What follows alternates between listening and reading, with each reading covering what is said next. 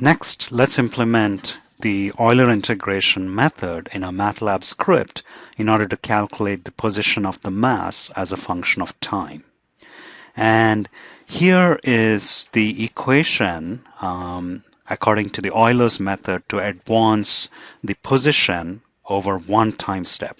So the position after one time step is equal to the current position plus the velocity times delta t being the time step. And this works because velocity is the rate of change of position, and this becomes more accurate as delta t becomes small. Similarly, the velocity after one time step is equal to the velocity at the current time step plus acceleration times delta t, and again this works because acceleration is the rate of change of velocity. And the acceleration you calculate using Newton's law, so F equal to ma, or A equals F over m, and F is the mass on the spring and it's given by minus kx. So A is equal to minus kx over m.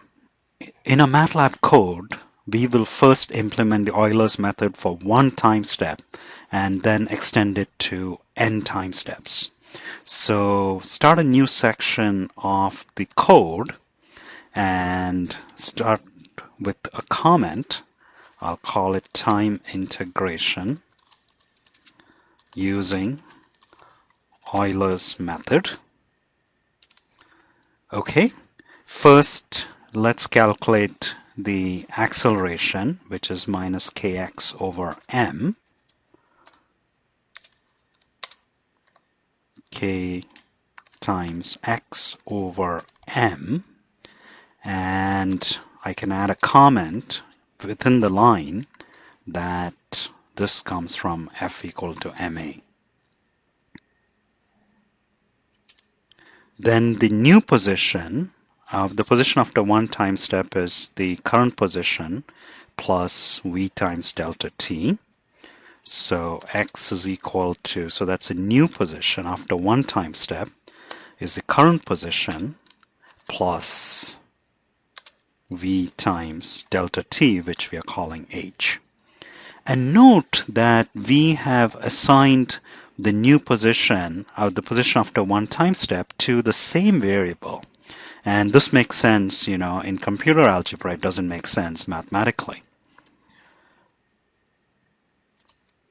And similarly, the velocity after one time step is the current velocity plus acceleration times the time step.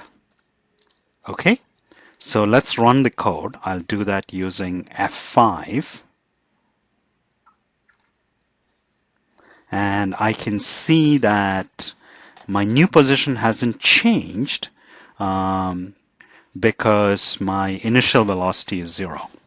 But my velocity now after one time step has changed because the acceleration is non-zero.